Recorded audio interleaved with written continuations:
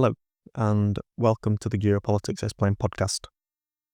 I was going to finish this series today that's been discussing the European Union, but last week we saw big news come out with the recent EU-US trade deal. So today I will discuss this trade deal, and next episode, which should come out on Friday, we will conclude this series on the European Union in discussing purpose in the European Union. So, the EU and the United States recently came to a trade agreement after a meeting between Trump and Ursula von der Leyen in Scotland. Not everybody is seeing this as a win for Europe. Although initial threats from a few months ago hinted at a trade standoff between the EU and the US, many are interpreting this as Europe ultimately backing down. The agreement's tariff structure raises questions. Did the EU receive worse terms than other countries, such as the UK? Or, since Trump is sending more tariff letters, has the EU actually benefited from having such a deal? If we look deeper behind the headlines of this deal, there also lies a deeper story of Europe's reliance on the United States in multiple sectors. That isn't to say that there aren't some elements of this deal that Europe could benefit from, but this agreement between the European Union and the United States is definitely worth diving into more detail, and so that's what we're going to do today. So to flash back to a few months ago, Europe appeared ready for a trade clash against Trump's aggressive tariff tactics. Trump threatened 30% tariffs on EU goods if no deal was reached by August 1st. But during Trump's visit to Scotland, as he met with von der Leyen, both sides came to an agreement.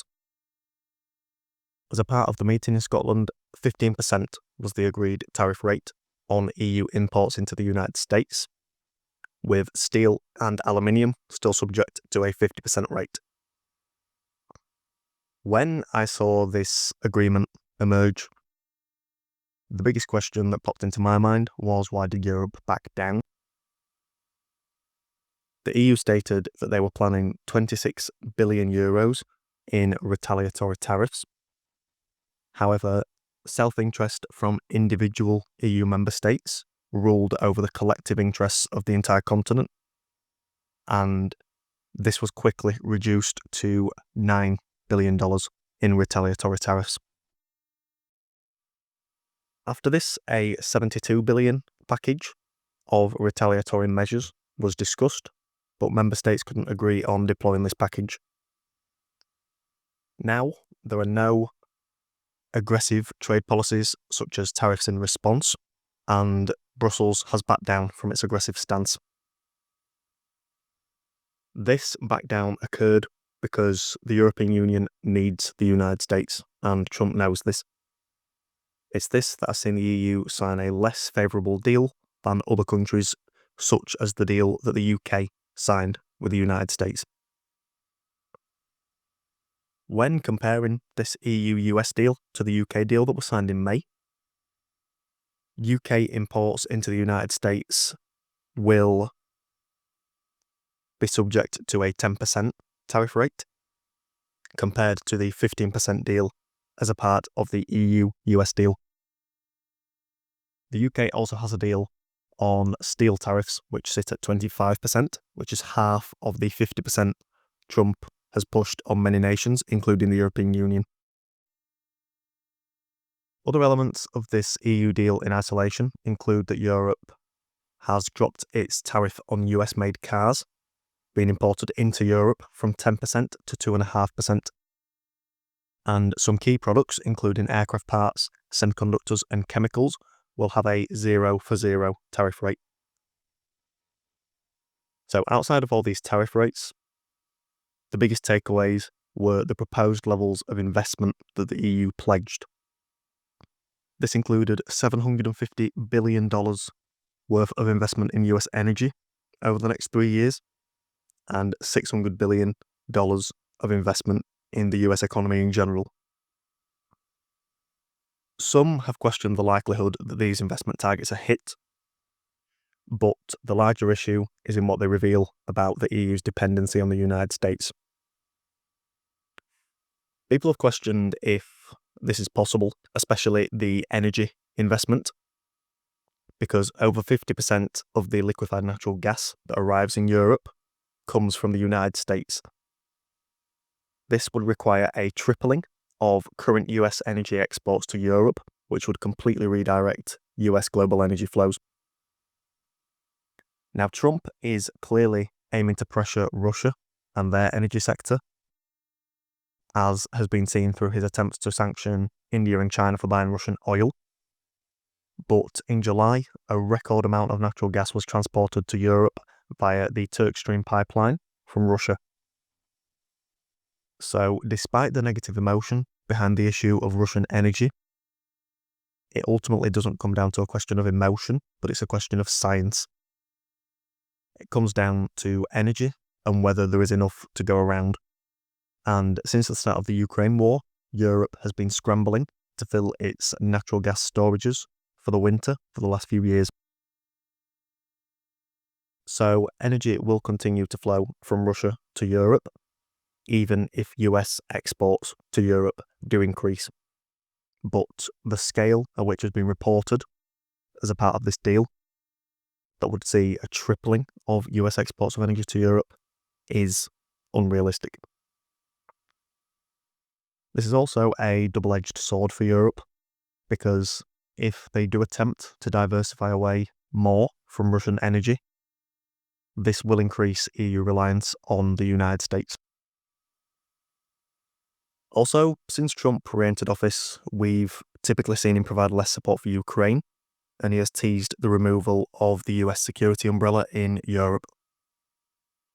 As a consequence of this, the Europeans have started to rearm.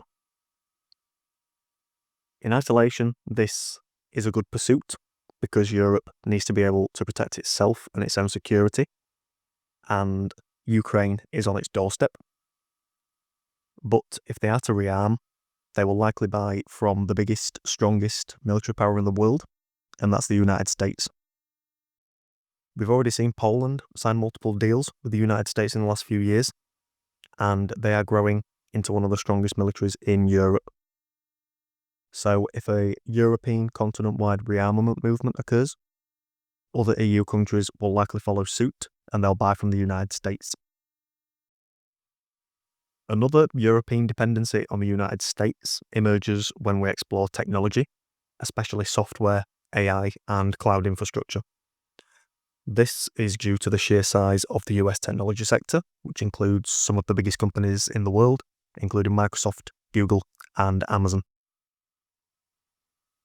So, in multiple ways, Europe needs the United States. It's because the EU negotiates from a position of weakness with the United States because of this dependency that many have seen this deal as a negative for Europe. The agreement, if finalised in its current form, is expected to hit European gross domestic product by 0.5%. But as of yet, this isn't legally binding. Further negotiation will be required, and even more change could emerge in the future.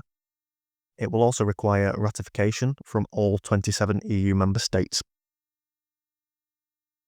So, up until this point, I've focused a lot on the negative aspects of this agreement, but are there some positives that we can take away?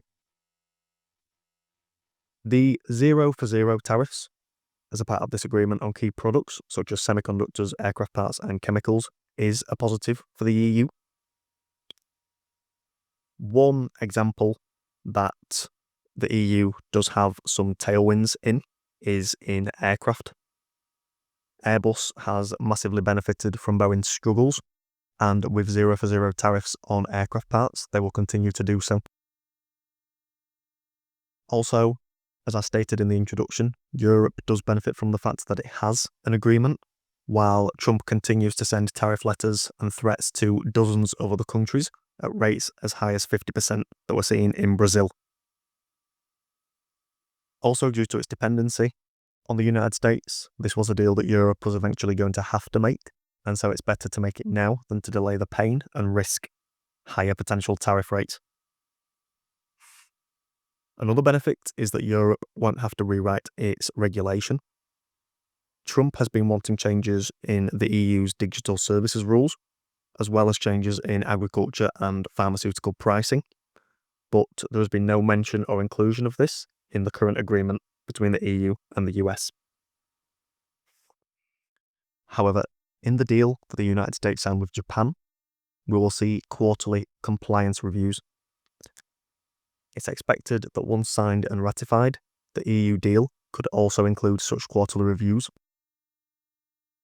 As a result, further pain or the pursuit of regulatory change could come in the future if Europe isn't walking in step.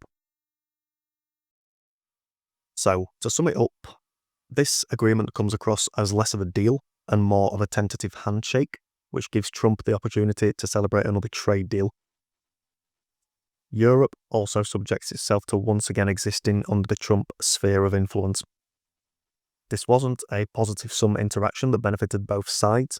It was a zero-sum surrender, and Trump won out to the detriment of the European Union. But this was inevitable. Europe needs the United States, and until that changes, the Europeans put themselves in a position of weakness with few cards to play. Now, there are some who might see this deal as strategic for the Europeans. It is true that this agreement will help Europe counter Russia, which Europe needs the United States to do, especially in energy and security.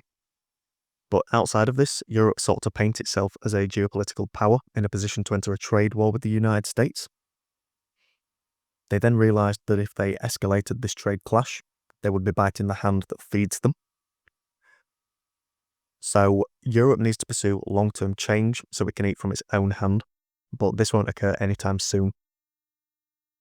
This deal ultimately reflects Europe's hard reality that strategic autonomy is a distant goal, and until this changes, the European Union will always negotiate on the back foot. So that's all for today. If you enjoyed this episode, why not leave a review on the podcast platform of your choice? I've been Dylan. I'll talk to you next time.